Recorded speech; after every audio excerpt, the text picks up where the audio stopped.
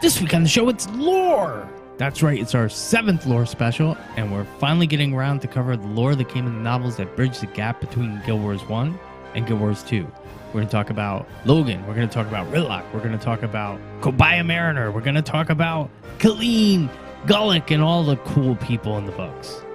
We also have what we call news, and Kora fell asleep. It's Ghost of Destiny's Sorrow on Shadow of the Dragon.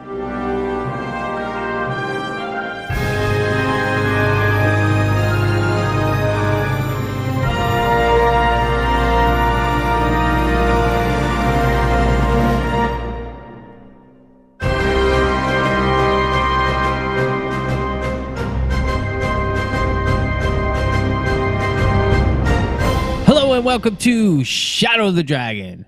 This is episode number 41. Almost as old as me. Almost as old as me. So tonight it's just me and Gallios. Kora's MIA. I don't know where she is. I'm speculating that she fell asleep. So she might join us later and she might not. I don't know, but we'll see. If you're out there, Kora, we miss you. We just hope she is well. Yeah. So yeah, we're in that spot in the game. We're about 3 weeks to 4 weeks after the last living story dropped, and we have 3 to 4 weeks to go for the next one, and it's just like, wah, wah. What do we do? What are we gonna do? What are we gonna do? So what have you been up to, man? Not a whole lot. Kids got out of school this week, so work's been a little topsy-turvy with that, and been kind of in and out with the kids, and it's quiet now. It's very, very, very quiet now. I'm loving this time. I didn't get to play very much over the last couple of weeks because, with the kids being out of school for one, my son likes to bogart the only computer we have in the house with Roblox. And I just don't have the heart to tell him to get off. So I haven't played much. I did do World v. World this week with the guild. I didn't make it on last night for missions, which I regret because I always love hanging out with everybody. But World v. World was fun, especially since you were on with me too, and that hadn't happened in quite a little bit. So yeah, it was fun. The new metas are taking a little bit to learn, but it still was pretty fun until we kept getting 2v1'd basically. Yeah. The size of the groups we were running into, but you can say it. Mag was kicking BG's butt on the Borderlands, so we were kind of wreaking havoc, and they came back and started picking on us. So, which is fine. Yeah. They can. They outnumbered us. I mean, really, whoever the commander was that pulled a portal bomb with 30 people on an 11-man group. GG. Yeah. GG. Yeah. GG. Well played. Perfect Power portal bomb. / sarcasm. Anyway, what else you been up to, buddy? Really, that's about it, man. Just staying busy the last couple of weeks. I'm hoping that I will get some play time. The boy is gone until next Wednesday, so maybe I'll have a little bit of playing time. And the little one doesn't really much care as long as I give her an iPad or put cartoons on. I can play unmolested for at least an hour or two. But I did. Oh, you know what else I forgot? I did some fractals with you guys the other night. With the fractal group. God, I totally forgot. After we did World v. World, we went and did the fractals for Nevermore. So I need 2 more mastery points, Tyrion mastery points, because before I knew I was going to do the legendary, I burned them on other crap. So now I've got to get a couple of mastery points. I keep going to the Silverways trying to get the Demolisher and I don't think it's the Annihilator. Maybe it's not the Annihilator. Demolisher and I can't remember which one the other one was. I think I got like Annihilator like 3 or 4 times. Mm-hmm. But I figured those would be the easiest to get. So I've been going to the Silverways and they never pop. Pop. You have to push the fort to tier 4 and keep it there. So what I did when I was farming that is I popped the commander tag and I went to blue because that was the last one I needed. And I just sat there with a commander tag on, and eventually some people came and I just stayed there and farmed the event, It got a little boring, but after a while, you'll get it done. You definitely have to get the outpost there, whichever one. I think it's blue or amber that you have to get. You have to push it to T4 and keep it there. That's the only thing that brings the legendary. Yeah, it's blue, and then it's indigo. It's the indigo camp, I guess it is, tier 4. And so he spawns just north of that, from what I understand. Yeah. Like somebody hollered out the legendary's up, and I just kind of ran. I just ran in that direction, and I got over there, and it was I think it was Annihilator, which is usually at the red. Mm-hmm. Yeah. So anyway, it was Annihilator. I was a little aggravated. Yeah. I was thinking, I'm going to get my Tyrion mastery points right now. Because everything else is going to be like the collections, and I need a spoon, one spoon, and I can get a Tyrion mastery point. Guess what spoon I need? Is it Yasis? The Ascended? Fractal. Oh, the Fractal? You never got a Fractal spoon? Yeah, and I was hoping it would drop when we did Fractals the other night, but never got one. Well, at some point this weekend, I'm going to be doing, I only need Fractal level 3 and Fractal 17, and I have the first tier of my Fractal Mastery achievements done, and then I'm going to go, there'll be 25 through 50 after that, so I have a bunch at the lower end that I need to do. So we can run through, do a couple. Cool. They're easy. You don't need much AR, and you saw how fast we did Cliffside and all that. Oh yeah, we breezed through all of it. That was pretty awesome. I think we did it in less than an hour. All 5. Yeah, we did 5 Fractals in less than an hour, and then we did one more after that at 90, and then Cypher had to bail. Yeah, that one was the high level Fractal, right? Yeah, that was fun. Because I couldn't attend that. Yeah. But yeah, that's what that was the other thing I worked on. So all I need is the book. Oh, okay. I need to get the book. I need to buy the book, and I need to have the level 4 legendary mastery to get it. And so I just need two more mastery points. So for your tier I should be able to buy the book. For your tier 4, you're basically crafting a component for the precursor gift. Is that? I'm trying to remember. No, I've got the precursor. Well, you have the precursor, but if I remember right, tier 4 for Chuka and Champawat gave you like something of family or something like that, and that's what you used in the precursor gift, because there's always, you get to make the legendary, you have to have the precursor, you have to have the gift of mastery, the gift of fortune. I don't know what it's called in Heart of Thorns masteries or legendaries, and then you had the gift of the precursor, so it would be gift of Nevermore. So that's what you're crafting for tier 4. Correct. Okay. Correct. You need to look up the recipe for the legendary, because you're going to need 250 amalgamated gemstones. You're going to need to buy 8 recipes at 10 gold, and then craft 2 of those gifts. There's a lot to it. So level 5, I'm not. There is no level 5. It's just you'll be done. When you're done, you craft the legendary. You can start working on that stuff now, but definitely look up the recipe, because the 250 amalgamated gemstones is somewhere around probably close to 300 gold by themselves. Yeah. So, well, I have some skins that I plan on selling. Good man. Depending on what I need. I kept that battle hammer I found, that cool looking little battle hammer that I really want really bad, but I'm saving the skin because it's 30. It was 35 gold. It started out at 25, then it jumped up to 35, and now it's to 31. So I'm hoping that I can sell that, and then I've got the chaos, not the chaos, Tempest broadsword. Oh, okay. Oh, the elemental sword? Great sword. No, I got the Tempest great sword. The one that looks like air. Oh, okay. And it was selling for 100 something gold. And I have something else, I can't remember what it is, which was about 150. So that should get me pretty close, plus the gold that I'm making now. I try to get gold every day. So yeah.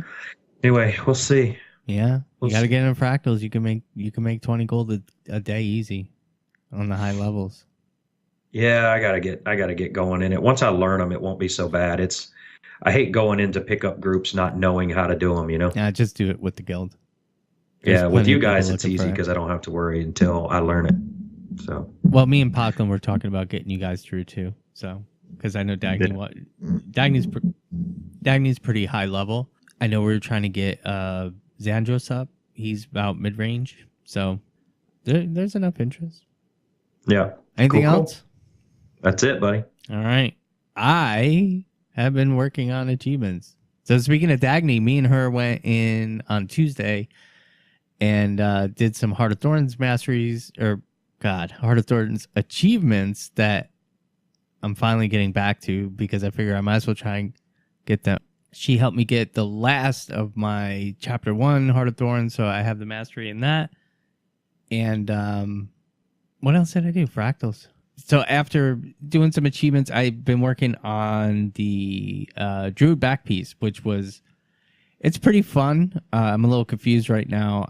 I gave all the bouquets out and stuff, and now I think I have to get a Druid runestone, and then I have to beat a boss in Draconis Mons, and then I'll be able to combine a drop that they give you with the Druid runestone and something like that. I don't know. I gotta look it up. It got hard, and I was like, screw it.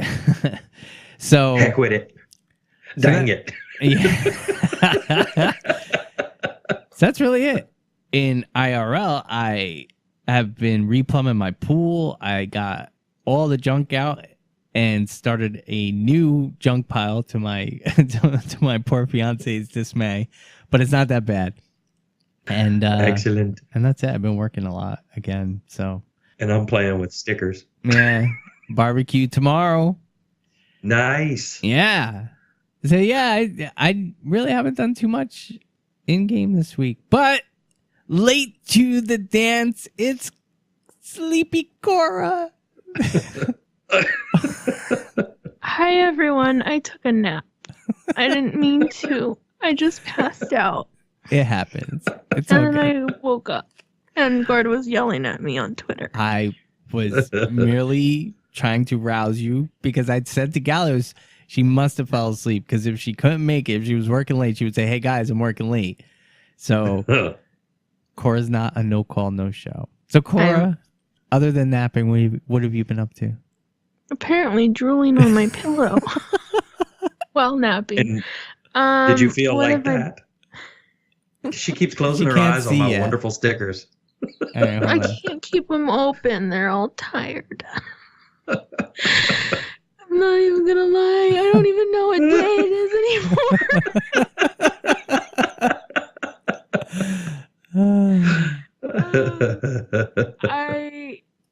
I don't know what I've been doing. I'm too tired. Did you get my gift I sent you? Yes, you sent me all the dies. I unlocked all of them. I think I only had 2 of them, so I sold 2 of them. The rest were awesome. Oh, good. Thank you. Good, and we're sending you rainbow unicorn pictures. I can see for a moment. I thought I was hallucinating though.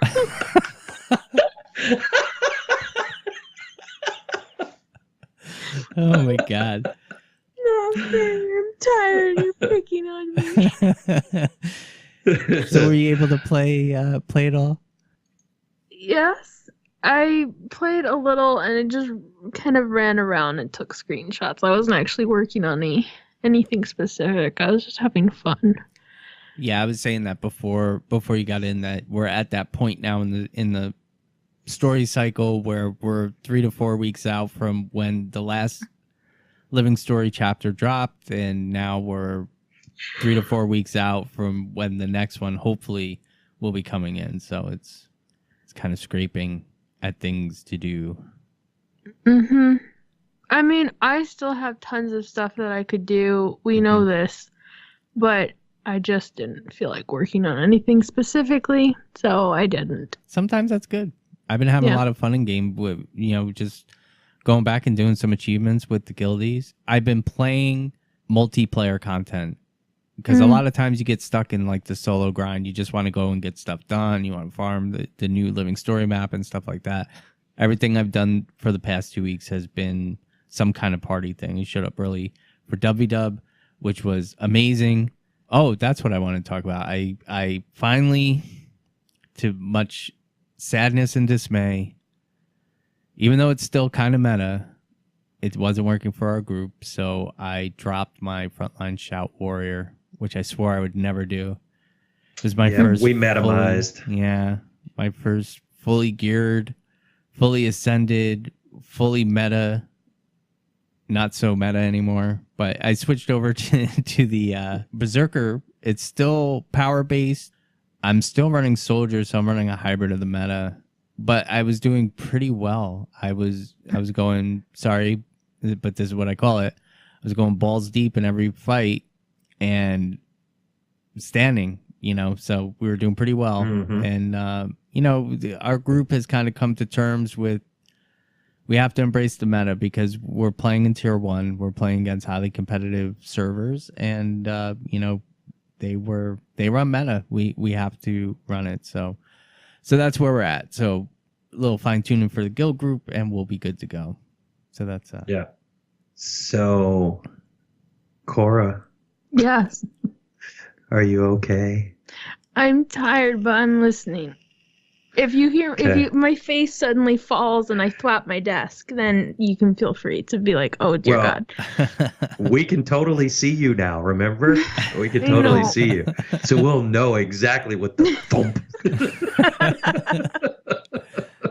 All right, so we're gonna take a quick break and let Kora collect herself, and we will be right back.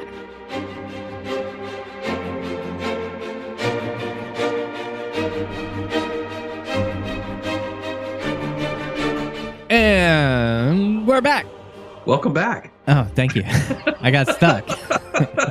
I needed somebody. All right. You were just frozen. It was...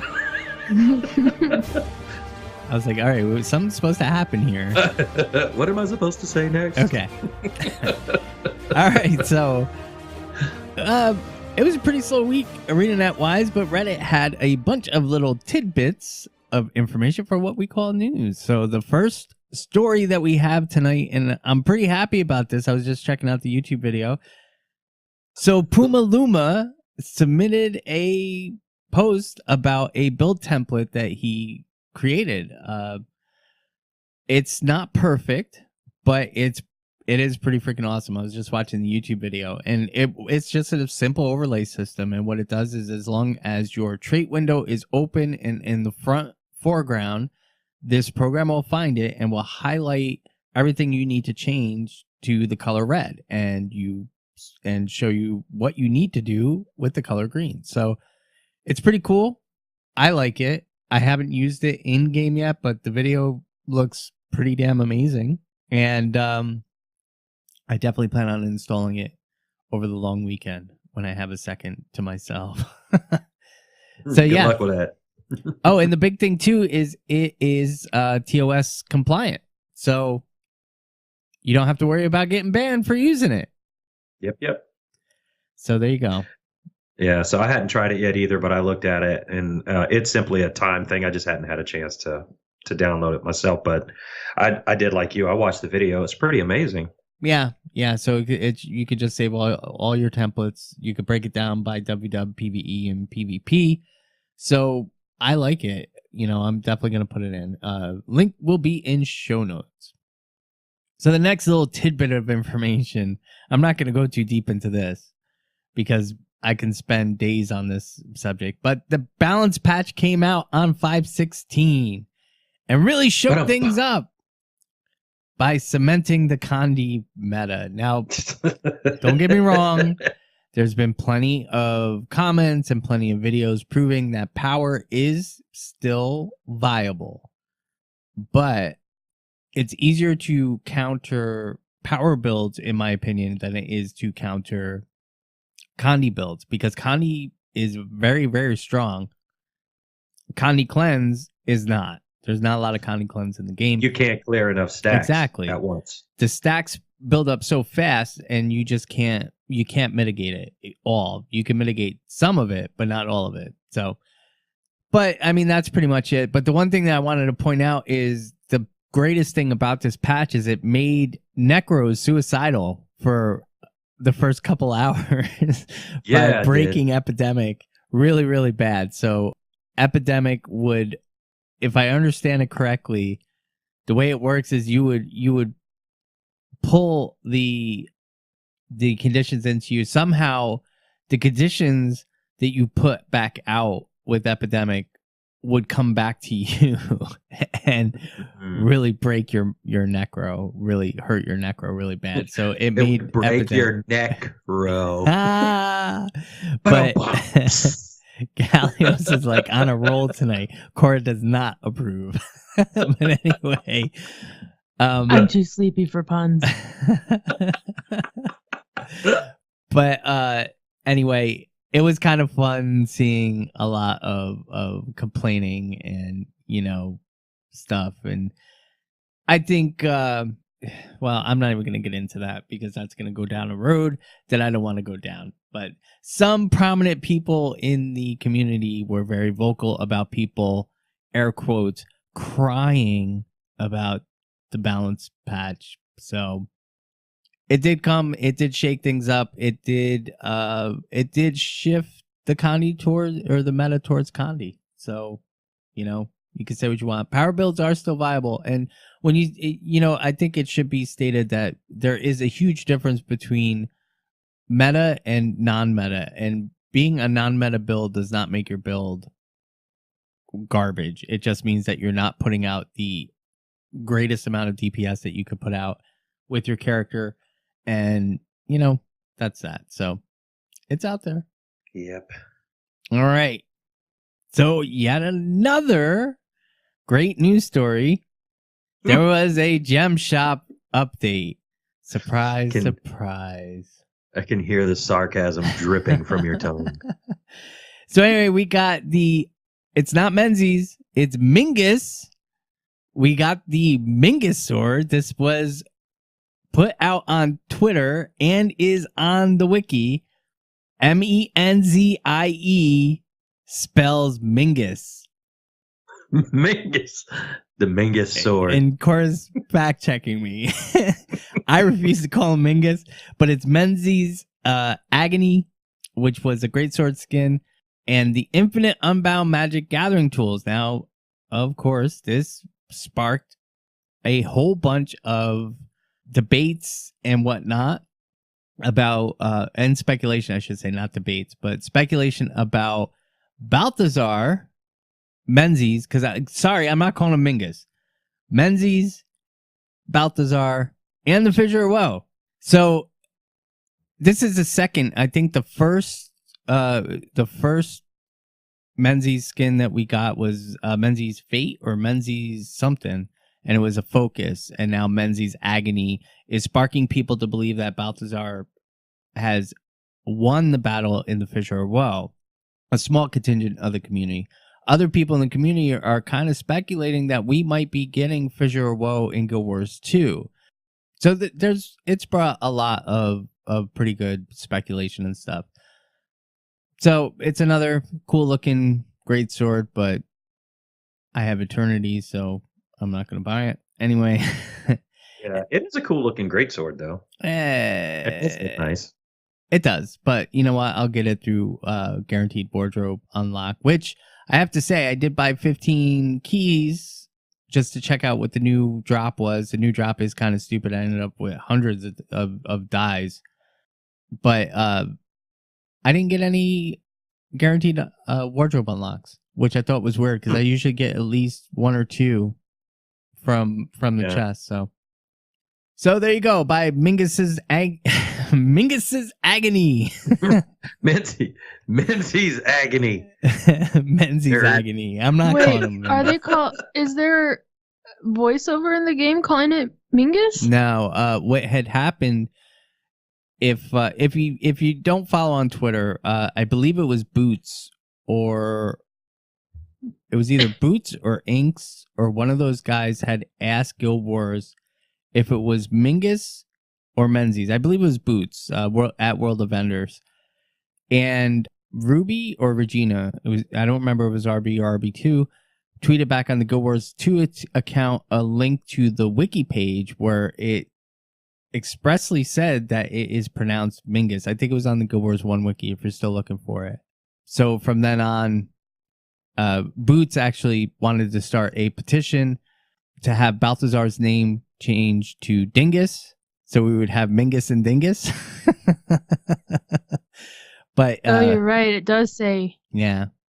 Oh, because it's a Scottish or Gaelic. It's a Highland Scottish clan pronounced. Yeah, Mingus rhymes with thing is. So Mingus. So it's not. You're putting a little bit of the emphasis in the wrong spot of the word linguistically, which is making it sound worse. I'm from New York. Which is making it sound worse. So if you say thing is, and then just replace the th with an M. So thing is, Mingus. MENZI. It sounds like we should be doing. It sounds like we should be doing History of the World Part 1. Dingus Mingus. I need papyrus. No, you're right. I mean, I am not a fan of it, but linguistically, it's already set up that way. But it does for English well, they speak English there as well. But yeah, no. If you are native English and you look at the Roman alphabet, you look at that and go, yeah, Menzies. I've said Menzies all these years. So have I. So it's hard to change. I can't do it. I'm too ignorant. I'm sorry, people of Scottish descent. It just doesn't sound very epic to Americans. Mingus, yeah. Isn't that the name of the geeky dork kid that was in Boy Meets World? I never watched that show. Oh, you guys are guys. Okay, well, I grew up watching Boy Meets World, and I'm pretty sure the geeky super dork kid that was the stereotypical big glasses, pants up above his waist, super nerd was called Mingus. Or something very similar, and I'm just Mingus the Mad. In my head, it's always going to be Menzies. Sorry. Yeah. I mean, Mingus does flow better with the Mad surname, but Menzie to me is Menzie. Yeah. And yeah, to our Highlander friends, if you came on this show and said it, it probably would sound really epic, but me with my New York accent, they're gonna say it with a good accent. I mean, this is where you get the disconnect between saying things in English and taking stuff from other languages and then putting it with the Roman alphabet. You get the disconnect of, any American is gonna look at that and pretty much go Menzies. If you want Mingus, there should be a G in there for sure for us. It should be Mingus, Mingus, or Men would be Mingus, but it's not spelled phonetically how an American would pronounce it. Exactly. Naturally. But there is a great sword that's available. The Unbound Magic Gathering tools came out. My initial reaction to this was not that it was pay to win, but that it was kind of, I felt like it was possibly becoming more of a gateway to more pay to win heavy items, I guess. But then Cypher from the guild had informed me that you can buy Unbound Magic Gathering tools with Karma in game. They're just not infinite. So I don't have a problem with them, other than it costs $35 for the set, which is more than the expansion and the core game put together.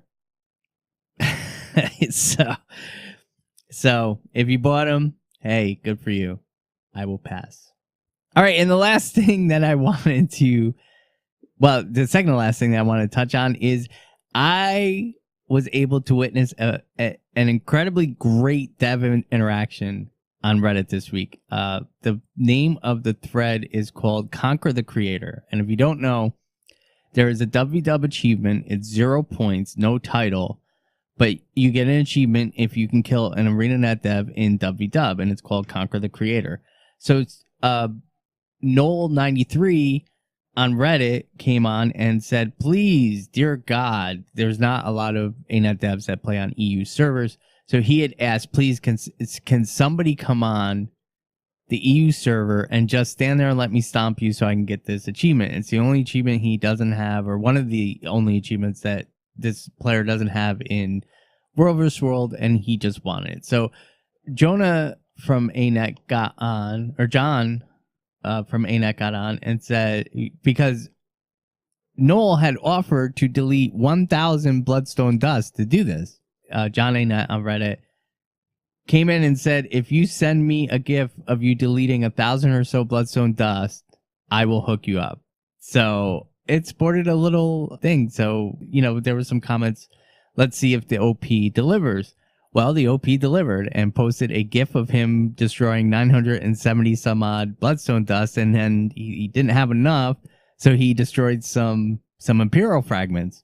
And sure enough, John from ANET went on WW with him that night, and he delivered. He hooked Noel up with his Conquer the Creator title. So good on that. It's good to see little interactions Very like cool. this. Yeah, it was pretty cool. It was pretty cool. The Imager picture is really, really fun too. Yeah. It shows him laughing after he died. That's pretty good. So it was pretty good. So a little positive interaction on Reddit. Who'd have thought? Yep. Finally. All right. So the last thing that we're gonna cover is I was asked by Dystopia in our Shadow of the Dragon Discord. He made a statement basically saying, look, you keep putting out here that free-to-play is bad and you don't like free-to-play and blase. He was interested in what my thoughts would be on what an alternative would be. So I'll be honest, I recorded a 30-minute video because I didn't want to go into too much detail. Cora's rolling her eyes. No, I'm rolling my whole head. I was like, holy fuck. You didn't want to go into much detail in a 30-minute video response. I didn't want to make the podcast 4 hours long. I appreciate it. So I don't know. I would have gone back and taken another nap. I don't know if I'm going to release this video or not because I'm a perfectionist. I don't like the way it came out, but I am going to answer the question. So cutting everything out, everybody knows that I don't like free-to-play, and it's not that I don't like free-to-play. Free-to-play is viable for bringing new players in, but when you're giving the entirety of the game away, then you're wrong. And I'm going to back that up by saying that there are 30 maps, 30, in Corteria. That's if you count the capital cities. That's all 6 of them. 1 for each of the races and Lion's Arch. 30 maps.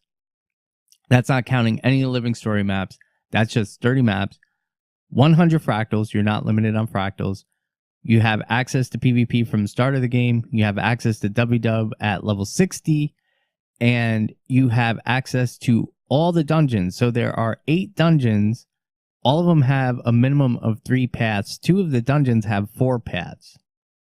So that comes out to somewhere around 32 dungeon paths that you can play. Heart of Thorns has, and 8 professions. Heart of Thorns has 4 maps, raids, masteries, Revenant.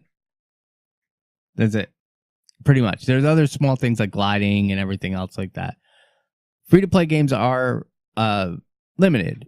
Chat's limited. Items you could buy in the gem shop are limited, so on and so forth. So you can't say that they're not giving the game away for free. They're devaluing the game, and they put all the pressure of the revenue on incoming revenue on the gem shop and expansions. Expansions right now are on a 2-year cycle, so that falls onto the gem shop. And honestly, there's only so many reskinned items that you can sell and get people to pay $35 for. So first things first, what I think are viable options for them to open up more revenue streams so they're not so dependent on the gem store is 1, cut off free-to-play at level 40. Allow players to play to level 40, whatever they want to play at level 40. You cannot go anywhere else. That's it. You're stuck. You can go into new maps and die if you want.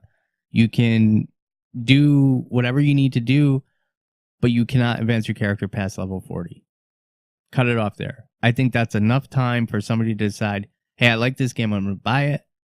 Or, well, I'm not going to, I don't like this game, I'm not going to buy it. The other thing is, and this is a gray area, is are Living Story chapters part of the expansion or are they standalone? Most people will tell you that they're part of the expansion because it continues the story of the expansion. Well, if I don't log in, I have to pay for it. So if I already paid for the expansion, why do I have to pay more for the Living Story if I don't log in for the 2 months that it's active? So it's weird. What they are doing in essence is they're giving away Quarteria, 30 maps, 100 fractals, all the dungeons, all that stuff that can keep somebody busy for years. But they make you pay for the Living Story. If you bought Heart of Thorns today, you would unlock Chapter 5. You would unlock Chapter 6 of Living Story Season 3 when it came out. But you can't play them because you have to go back and pay. It's about $10 for the first 4. It's just under $10. It's $8. But lo and behold, you're going to have extra gems because you can only buy 4 installments of gems. So it's just silly. A lot of people say, oh, you can't sell the game because it's a barrier of entry. I think it's more of a barrier of entry to give the game away for free, but sell the Living Story stuff. Because at that point, some people may say, F it, I'm done. So anyway, that's my first thing. Second thing, if you want to sell your game and make money off your game, why don't you do like World of Warcraft does? Bundle your expansions together. Sell Kora, Heart of Thorns, Living Story Season 2, Living Story Season 3, all together in one shiny little bundle for $30. There you go. The other thing is, start selling the 80 level 80 boost in the gem shop for 2,000 gems. Why are you not selling this? This should be sold. Sell the freaking level 80 boost. And lastly, this is not going to be popular. People are going to say, Gord, you lost your mind. I'm going to say a bad word. Subscription. I'd stop playing the game. Do not charge a subscription, but ESO and SWTOR have a elevated players program where you can choose to pay, I think it's $5-10 a month. I don't know what it is. And what you get are little extras. You get 25% faster leveling. You get extra discounts in the gem shop. You get all these silly little things. It's an optional thing. Bonus HP during rest if you're in a rest area. Yeah, that's another thing. Yeah, if you leave your character in a city, you get rest XP, which a lot of MMOs do. Do something like that. It's an optional program. It's not pay to win. It gives somebody something extra. And if I decide, hey, I want to buy 3 months of a preferred player because I'm going to be leveling alts, what's wrong with that? So these are more options that they can do. They won't do it though, because whatever reason. But that's my thoughts on that dystopia. Thanks for the questions on Discord, and that was the quick and dirty. That was the quick and dirty. And dirty. It was not quick. I told you I made a 30-minute video. That felt like a 30-minute video. Oh, it was 5 minutes, doll. All right. Stop for a second. I'm surprised you felt time at all. I've learned to talk a lot without breathing. All right. So that is going to close out our news. Cor, do you have any stealth news? Mm-mm. No stealth news. No stealth news. Sorry. Womp womp. That's okay. Gallios, anything you want to add? Nope. So then we're going to take a quick break, and we'll be right back.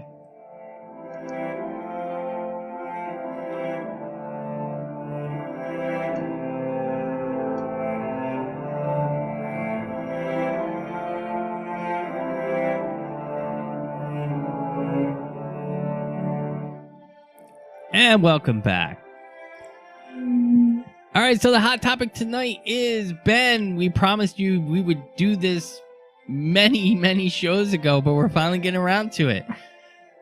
This was a viewer request for one of our lore specials, so we decided that with the lull in content And moving into the next expansion, it's a great time to cover the 3 books that were released prior to Guild Wars 2's launch. So I want them to do more books.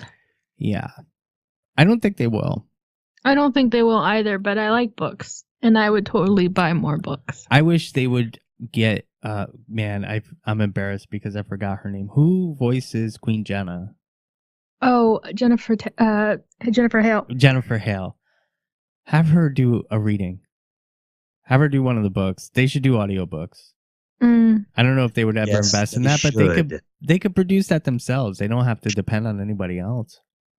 I would be happy to read the book. Yeah, I don't know how much it costs to produce a book, but I would like them to do that. Anyway. It's several hundred minimum. I mean, and for Jennifer Hale's level of reading, you'd probably be getting closer up to 1,000 per book, because you're paying for the time to do the reading, then you've got to pay for somebody to do all the editing, and depending on if she has to do any pickups for the audio. I mean, it's not Jennifer Hale's level of experience. She could probably knock out the audiobook within a week and then send it over to editing, and then editing would have maybe a week or two, and then it, does the books. That's done.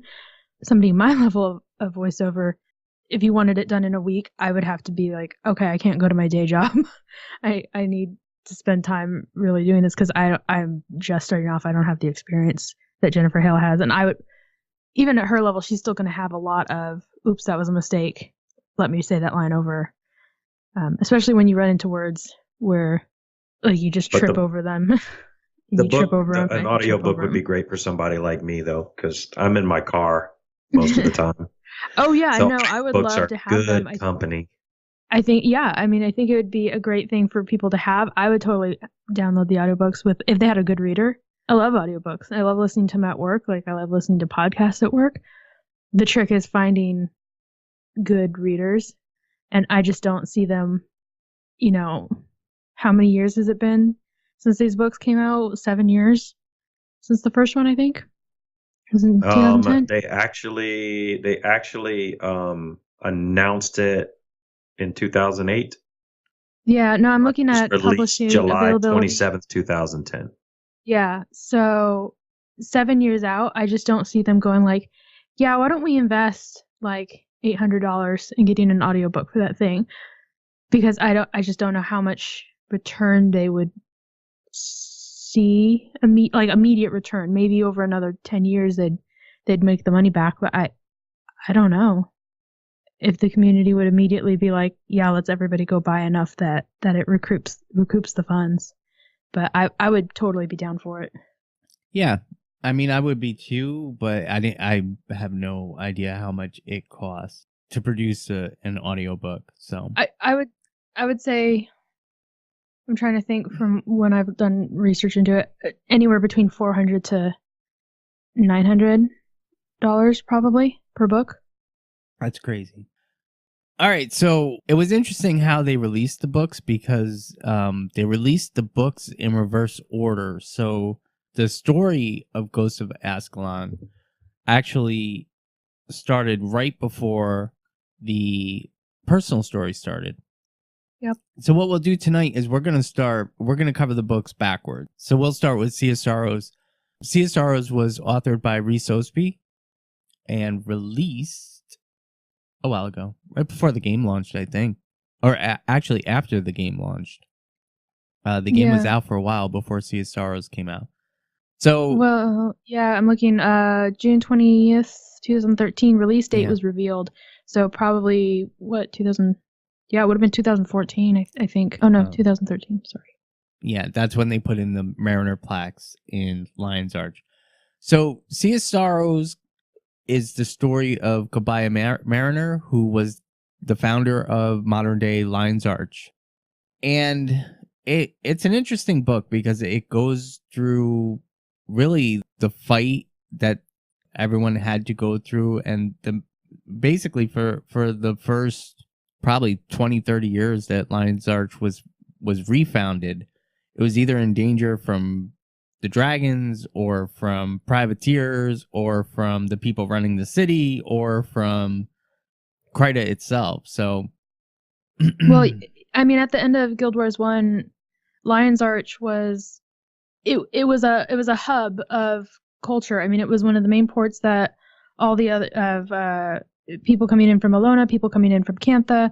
This was a big trading hub, and it was the center of Queen Salma's seat when she was battling to regain her throne from the White Mantle. That she was stationed in Lion's Arch, and it was a respectable place. Lion's Arch had been around for a very long time. It was originally established by, I don't know, pilgrims is the right word, but settlers from Alona. So that's why That's why Lion's Arch looks a little bit different than other things like Ascalon.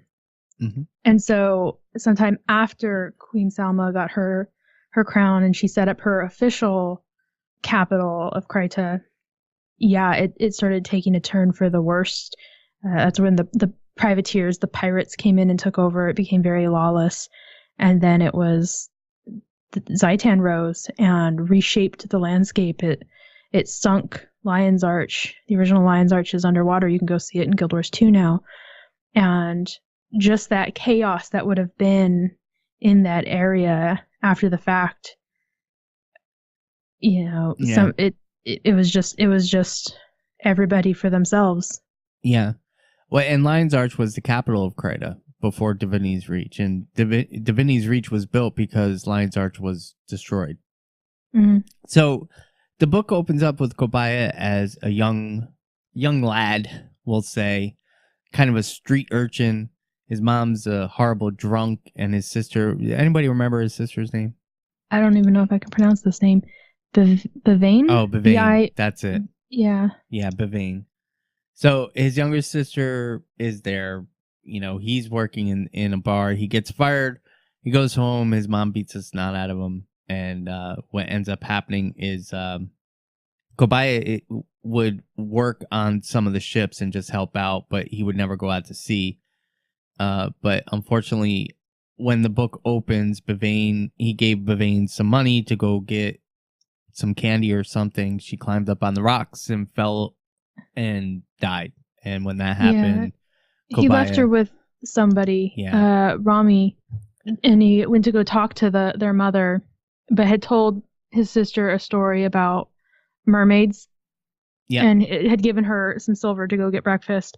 And Rami looked away for a moment, and Bevane ran off wanting to go see a mermaid. So that's why she climbed onto one of the pylons on the dock to try and get up higher so she could look out over the water to see mermaids, and slipped and fell and died quickly beneath the pier. And that haunted Kobaya throughout the entire book. He actually took Bevane's doll Polly everywhere he went after that. So Paula. Well, one's in a Y, one's in with a A. Paula. Mingus Menzies. Paula. No, this isn't a Mingus Menzies. This is you not remembering. Paula. It was Paula. I have it in my storage.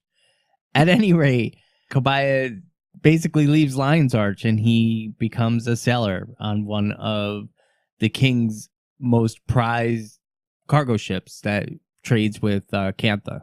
They were actually ordered by the king. The Indomitable. Yes. They were ordered by the king at the time to go to investigate a sea monster that was destroying the ships. So it just happened that this was the Maw, and an undead Maw, who was one of the champions of Zaitan, and they happened to be in ore when Zaitan rose. The ship was sunk, and Kobaya was the only one who survived from the Indomitable, and the Indomitable then became in service of Zaitan. So Kobaya was then rescued by Char, believe it or not, who were out testing a boat engine, a coal fire. I think it was a coal fire engine. I'm pretty sure it was a coal fire engine. He was rescued by the Havoc, an experimental Iron Legion ship carrying the first prototype steam engine. Yeah. Yeah, it was powered by Cool. it was crewed by the Steam and the Shroud warbands. Sorry. Boom. So he got rescued, which at that time, Char and Ascalonians, well, basically all humans were still at war. So it was very strange.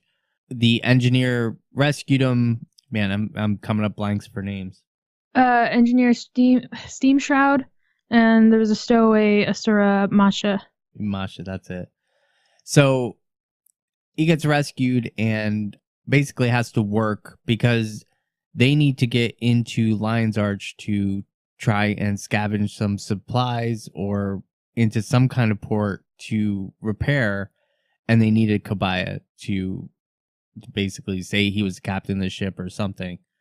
So they have some small adventures.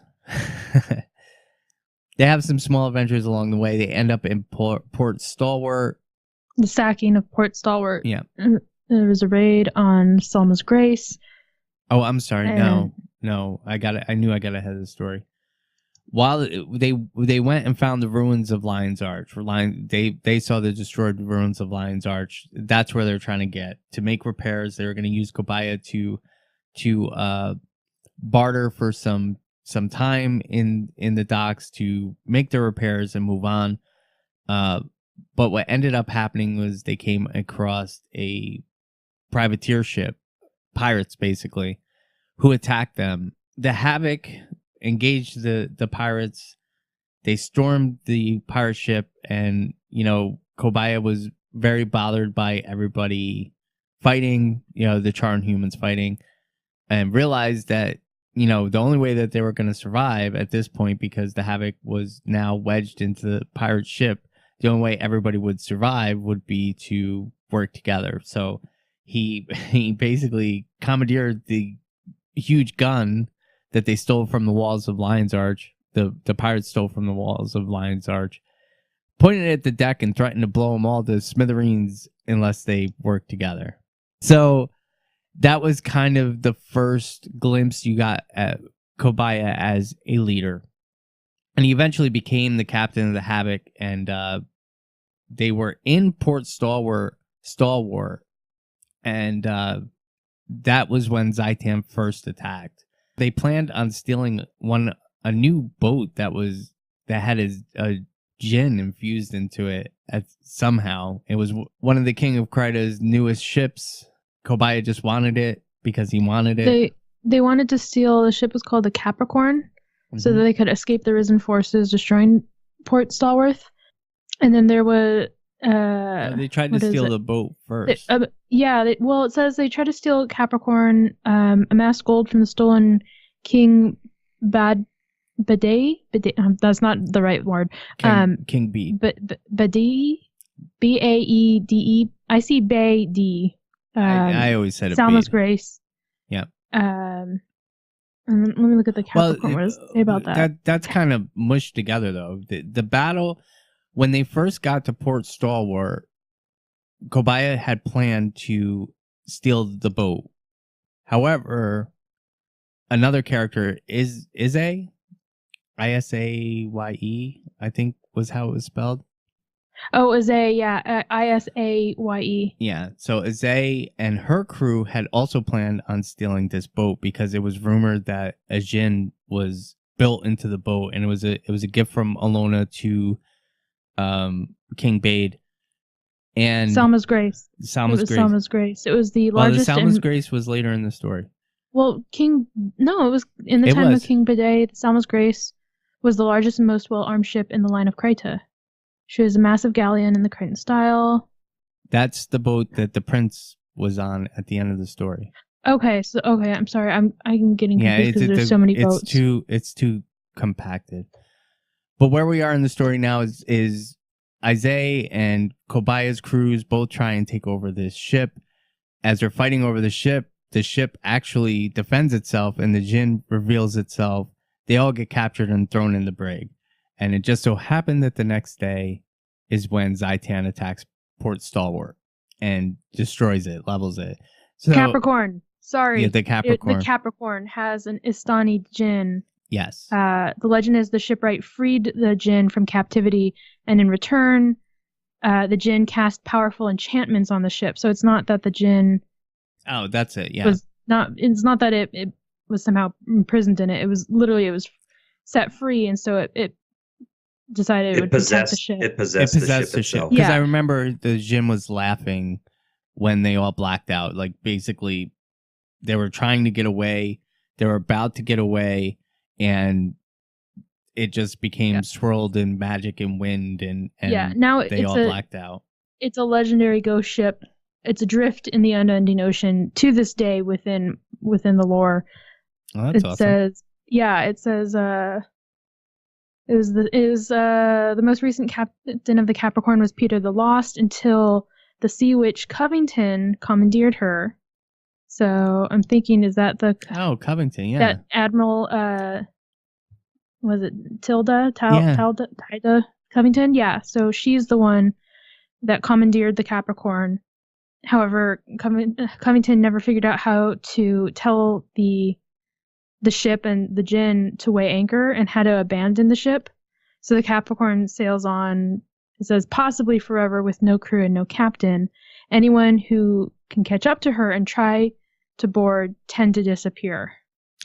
That's awesome. So, yeah, you probably don't want to approach this ship. Yeah. So at any rate, they all get thrown into the brig, and they're about to be hanged, and they're actually on the docks with the nooses around their neck when Zaitan's forces attack Port Stalwart. They all managed to get away, and I believe they escaped on the Havoc, and that's where they hatched a plan. Steal the gold. That's where Kobaya comes up with the plan, basically, that he wants to reestablish Lion's Arch, and the only way that they can do that is to steal gold. God, I forgot their sir's name already. Macha. Macha, who, this is such a tiny little tidbit within lore. She invented the sextant, which is an actual naval tool. But within Guild Wars lore, Macha is the one that invented the sextant, which is a very important navigating instrument. Yeah. So, Macha revolutionized sea travel. Yeah, because before that, they could only really travel north and south accurately, and they had to guess it east and west. And Macha came up with the sextant, and that was how they were able to... because she had also said that King Bade was sending gold to pay the Asura to build the Asura Gate from Divinity's Reach to Ebonhawk, and basically end the siege at that point, because Ebonhawk was still under siege by the Char.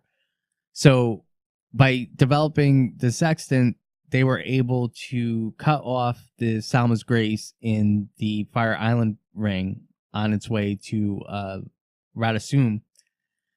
And that's where they met another character who I forgot. I had all their names in my head, and then we start recording, and I lost them all. Was it the Char? And now Paro? It was the Guardian. He was the captain of the Salma's Grace. Captain Osh. That's him, Captain Osh. So they storm the Salma's Grace. They try not to kill the crew. They just want the gold, and they're going to move on. In the middle of the battle, Kobaya's on the Salma's Grace when all of a sudden an Orion Zebek ship shows up, and these were magical ships. They had a fire shield, so even if you fired cannons at them, you couldn't hit them. So Kobaya hatched a plan. Harbinger. Dead ship Harbinger. Yeah, the dead ship Harbinger. So Kobaya hatched a plan to basically douse them with water to bring down the shield long enough to shoot them. And I believe they sunk one of the Zebeks and escaped. Captain Osh allowed Kobaya to take the gold because he kept his word, and they had struck a deal that if Kobaya saved Captain Osh's crew, that he would let them take the gold. So they did. And with that gold, they built Lion's Arch. Yeah. Dun, dun, dun. Well, it was a cool thing about Harbinger, and you said it was a Zebek, but it's not 100% because it's described as both a Clipper or a Zebek. So there was an error there. It was always described in the book as a Zebek. It's on the wiki. It says it's inconsistently described as either a clipper or a Zebek. So, but that's, I mean, who I don't. I was gonna say who cares? There are people out there who will be like, oh my god, the lore. But it is a point of interest that you can visit in the world. It's obviously underwater, but it's within the drowned brine. I always hated this waypoint. It's an underwater. You can go in and you can go see it. But the other one you can go see is the Maw and Pride waypoint. But the only way you can go see it is during the Battle of Claw Island. You can go swim out in the water and you can see the bits of a broken ship and Maw bones. So yeah, and we'll get to that later in the story. So with their ill-gotten money, they established Lion's Arch, and over years and years and years, they developed the Captain's Council. There's a bunch of little, I always saw it as kind of trope.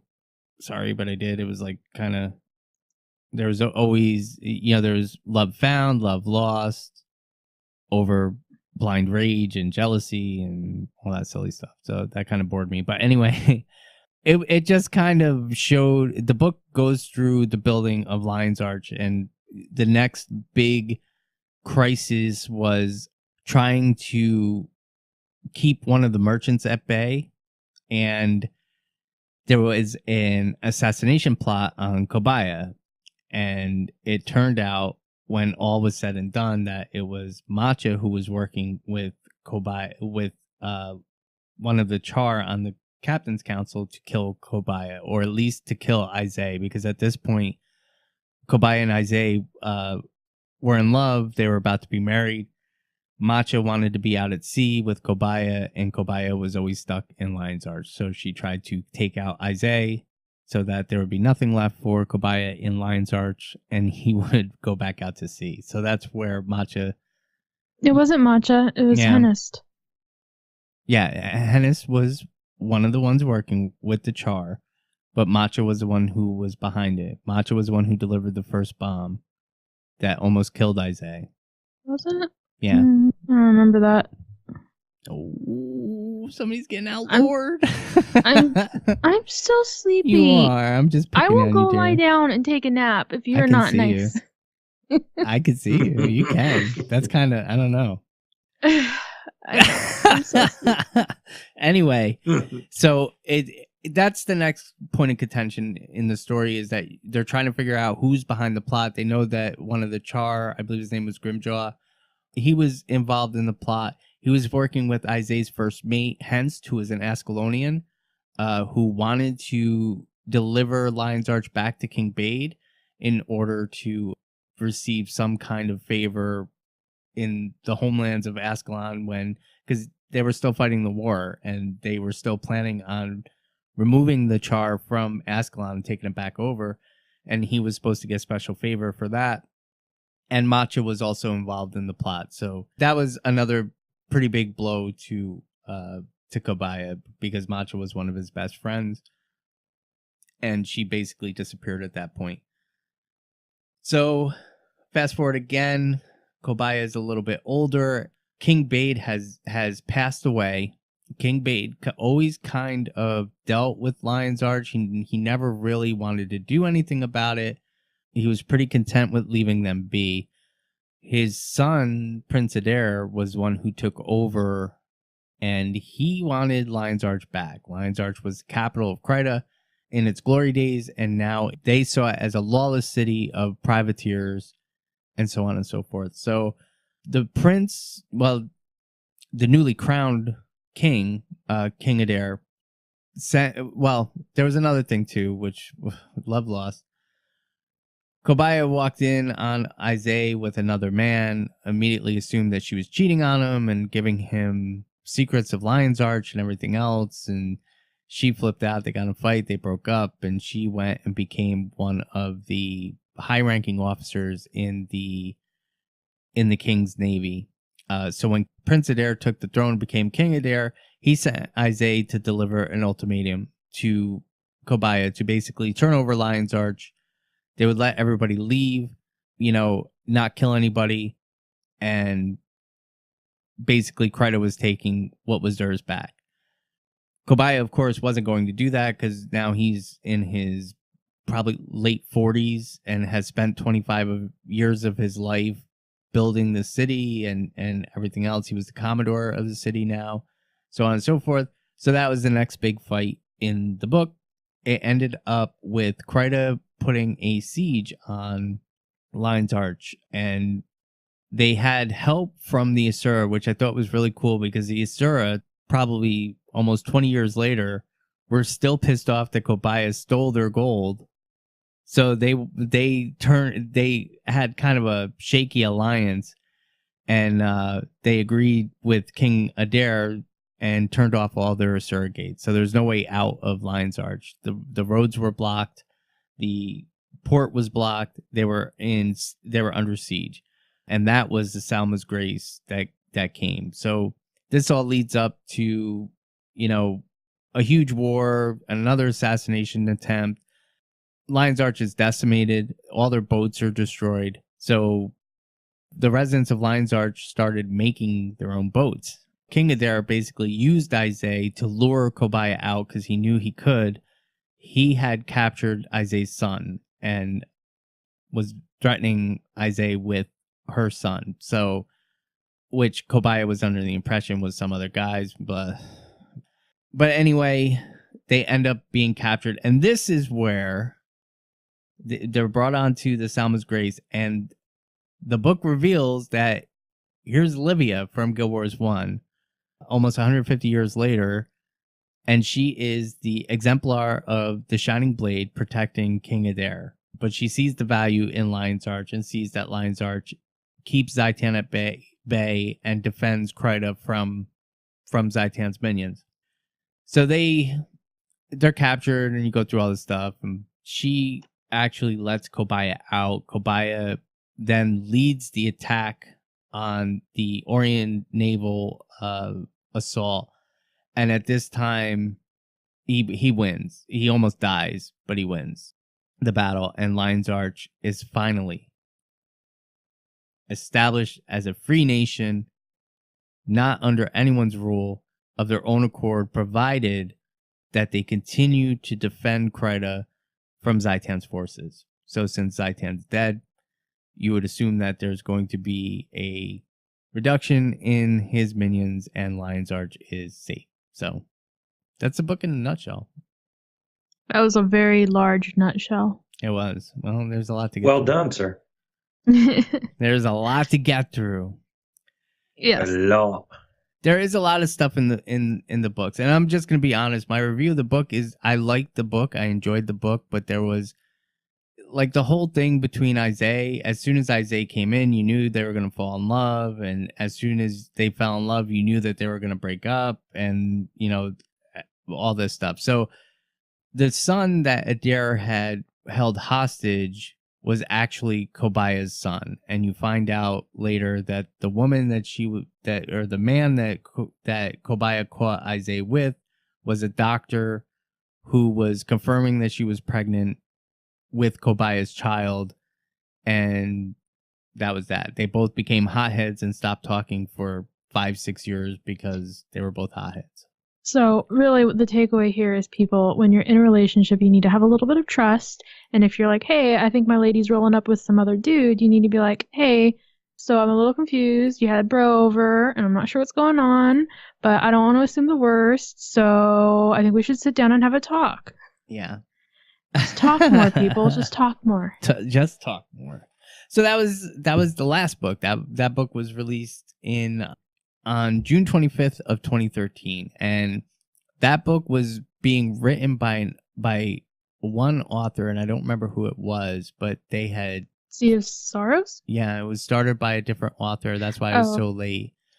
They decided that they weren't doing it justice, and that's when Rhys Osby took over the book. And all in all, it was a good book. It was a really good story of how Lion's Arch was established and the strife that they all went through to become a free continent or a free city.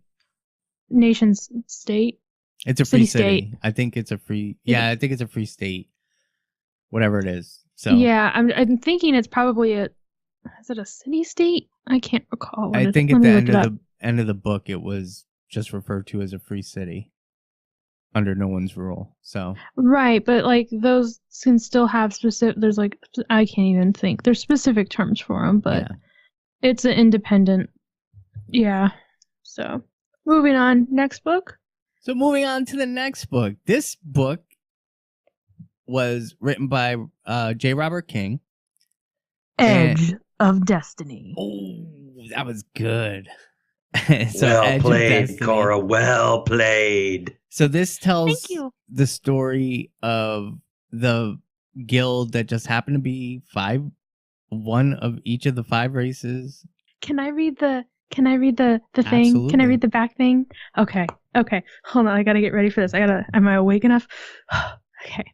Destiny called. They answered. In the dark recesses of Tyria, elder dragons have awoken from millennial slumbers. First came Primordus, which stirred in the depths, forcing the Asura to flee to the surface. Half a century later, Jormag awoke and drove the Norn from the frozen climes of the northern Shiver Peaks, corrupting sons and brothers along the way.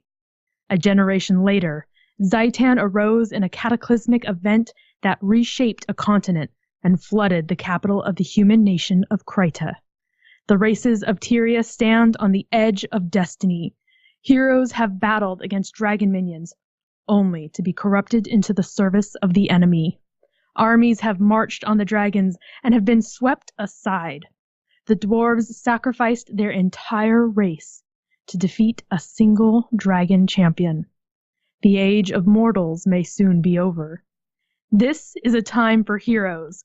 While the races of Tyria stand apart, 6 heroic individuals will come together to fight for their people. Air, the Norn huntress with the soul of an artist. Snaf, the Asura genius, and his ambitious assistant Zoja. Ritlock, the ferocious Char warrior in exile. Kaith, a deadly Sylvari with deep secrets. And Logan, the valiant human guardian dealing with divided loyalties. Together, they become Destiny's Edge. Together, they answer the call. But will it be enough? Edge of Destiny. Dun.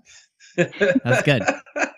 And that you can hear me reading that. That's an example of why you don't just even great people, you don't just read an audiobook like one way through. Like you trip over words and you have to say the whole line over again, and then you have to go in and do editing and cut out things. And that was me doing a cold read. And so for an audiobook, you would want to read and then read it to yourself out loud, and then you go in and then you do the reading with the recording, and you still are going to trip, and then you're going to re-record lines. And somebody like Jennifer Hale, who's got years of experience and training, could maybe go in and do probably cold read it and do really well and have very few cuts. But somebody at my level, no, you're going to have a lot more editing. But yeah, I love the books. I love the books. I want there to be more books. Whatever you. I'm not hopeful, but anyway. I'm not hopeful either. I'm just saying. Yeah, I'd love there to be more books too. This was a really good story, and it goes through. It starts kind of telling everybody's story at once. So yeah, it kind of starts with Air. She's tired of watching Norn go off and come back as Icebrood. And so it's described in the story that a bunch of Norn get drunk. They go to fight the dragon champion just outside of Holbreck, and the dragon champion sends him back within a couple days as a minion of the dragon and attacks Holbreck. So Snaf comes to her because he wants to have a bust of Zoja made, but it's for a very particular reason. He's developing new golems that look like their maker and can be controlled by an individual through these power stones that we never see come into the game. But that's how they meet. She does a bust of Zoja for Snaf, and they go out. In the meantime, they're kind of bouncing back and forth from the story. Logan is a guardian, but at this point, he's acting more like a ranger. Him and a small group of people are behind enemy lines in Ascalon, doing basically havoc. And he even talks about he hates heavy armor. Yeah. He talks about it. Like, he hates heavy armor. He likes his medium weight armor. He likes to be able to move quickly, and he is more of a ranger. He's not the Logan you see in game yet. And this, so when people played the game first and they complained about Logan and blah blah blah blah, I was like, you need to read the book, because then you understand why he is the way he is. You understand why he's a stick in the mud, because he's grieving. He's carrying a lot of weight on his shoulders that he needs to learn to let go of. And I think we finally started seeing him let go of that in game now. But back to the book. So as they're telling the story of how Air, Snap, and Zojja meet, they're also telling the story of how Kate, Ritlock, and Logan meet. So Logan is behind enemy lines in Ascalon with a group, and they basically squash a bunch of Char that are trying to stop a supply delivery to Ebonhawk. So Ritlock is one of the only people to survive the attack from the humans, and they chase Logan. Logan and Ritlock do engage in a fight, but that's quickly interrupted by ogres who come, and then Kate steps in at that point. So they all meet, and their adventure now is getting out of Ascalon because they fall into an old dwarven homestead. In the dwarven homestead, there's an surrogate to Lion's Arch, so they end up in Lion's Arch. So back now to Air and Zojja and Snap. They develop some golems in order to go fight the dragon spawn north of Holbrack. They make a plan, everything else. They develop these golems.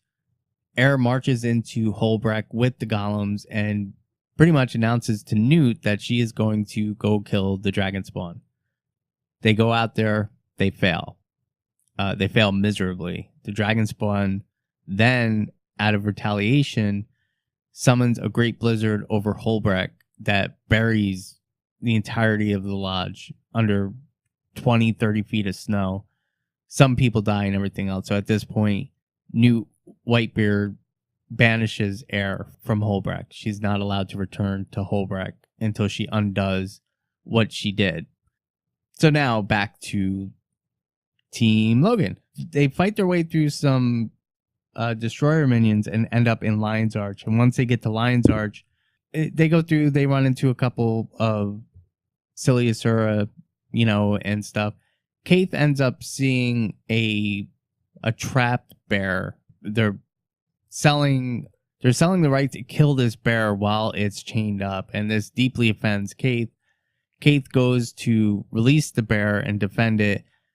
Logan and Ritlock go to help her out, and they all end up getting arrested because they do quite a bit of damage, destroy the arena, break up the fights, make people lose money. So they end up being sold. Their billet ends up getting sold to, was it Magus, the bloody-handed, the current... Oh, yeah, I think you're right. I think it was him. He buys their billet because he owns his own gladiatorial arena, so they have to basically fight their way through all these different battles in order to pay back their billet. They earn gold. They can either put all their gold against their billet to get free quicker, or they can buy new weapons and food and better lodging and everything else. So it becomes a really good deal for these three. And what do they call their guild or their group first? Edge of Steel? Yeah, I think you're right. I think it was Edge of Steel. Yeah, Edge of Steel. Captain Magnus the Bloody-Handed had given them the name Edge of Steel. Yes. So they become quite popular, they become quite famous, and they become quite happy living in these conditions. They still have a billet to pay off, but they're happy. They're having fun. Yeah. They're winning every match. They're unstoppable. This is when very, very gladiator-esque. Yeah. So this is when Air catches wind of them and hatches a plan to win their billet, to force them to go with her to kill the dragon spawn so she can finally go back home to Holbrack. Yeah. So Snap is such a genius. He uses these different power stones in order to power the golems. So when they show up, they call themselves Destiny's. I'm looking for it. It's like Destiny's Guard or something like that. Dragonspawn's Destiny. Was that it? Dragonspawn's Destiny? Yep, Dragonspawn's Destiny. Yeah. So they came in and challenged. Air went to see Captain Magus, and they actually end up helping Captain Magus kill one of the champions there. Well, that's getting ahead of the story. So anyway, Snap makes these sand golems that are out in the arena. So when they first come into the arena, they challenge Edge of Steel for their billet. If they win their billet, and they basically own Edge of Steel at that point. Snap makes these sand golems that are hidden in the arena. So when everybody first sees Edge of Steel, all they see is the wolf, Garm, Air, and 2 small Asuras. Well, they get trapped and they lose. So Air's team wins. They win Edge of Steel, and that is how they formed Destiny's Edge. Right after that, they went to Holbrecht and fought Jormag's champion and won. So Air was allowed to go back to Holbrecht. Then after that, Captain Magus was like, hey, you took care of Holbrecht's dragon champion. Why don't you take care of mine? So they go out and fight Zaitan's dragon champion that's basically guarding the Sea of Sorrows and blocking off all the trade routes, and they win there. So they take on a series of dragon champion fights. They fight for the Asura and take out one of Primordus's champions. And then they decide that they're going to go kill Glint. And this is the best part of the book. So they're walking around in the Crystal Desert. They finally find Glint and are allowed in Glint's lair, which is basically now in the map is at the center of the big purple blob that's the brand on the world map in game. And once they get inside, they plan on killing Glint, but Glint convinces them that she is going to fight Kralkatorrik. So now simultaneously, the queen is in Ebonhawk I believe it was some kind of ceremony. I want to say it was for the new Asura Gate that she was there. But she's in Ebonhawk. And by all coincidences, as all this is going on, Kralkatorrik rises. So the whole description of Kralkatorrik's rising is in Edge of Destiny, and it is pretty freaking insane when you read it. Kralkatorrik rises from a mountain and flies straight through to the Crystal Desert to confront Glint. On the way, Kralkatorrik, this is a dragon that is depleted of magical energy. All of its magic has seeped out. But wherever Kralkatorrik flew, the ground underneath became branded, and that's what the brand is. From where Kralkatorrik rose up near Iron Marches, all the way down to the Crystal Desert. Also along the way, anything that was under him that was weak of will basically became a minion. This was Char, this was humans, this was ogres and hyenas and all kinds of crazy beasts that Kralkatorrik made just by flying over the land. So this is the pinnacle. All of the creatures that Kralkatorrik made end up running south to attack Ebonhawk, which is absolutely insane because the queen's there and she might die. Mm. In the meantime, Glint has shared a plan with them. She has put shards of Kralkatorrik's blood away and fashioned a spear that she was going to use to kill Kralkatorrik. It was the only thing that could pierce him. So what they decided to do, Snaf was going to use a device. He crafted power stones out of Kralkatorrik's blood. Glint was going to wrestle with Kralkatorrik and try and get this, I guess, dragon headband on Kralkatorrik so that Snaf would be able to take over the dragon and bring it down to the ground low enough where Ritlock would be able to throw the spear at Kralkatork and kill it. So that was the plan. The other members of Destiny's Edge were going to protect the entrances into Glint's inner sanctum. They were going to defend against all the baddies that were coming. So, of course, at this point, Ebonhawk is in extreme danger, and I don't think I touched on it, but I don't think I have to. Queen Jenna calls Logan to her side. They're magically bonded. That's when she, some people say, enchanted him and made him her minion, and others say that he just fell in love. But either way, he was very young, and like most young dude bros, when meted with a beautiful woman, he fell into instalust. We do that sometimes. And a lot of this was okay.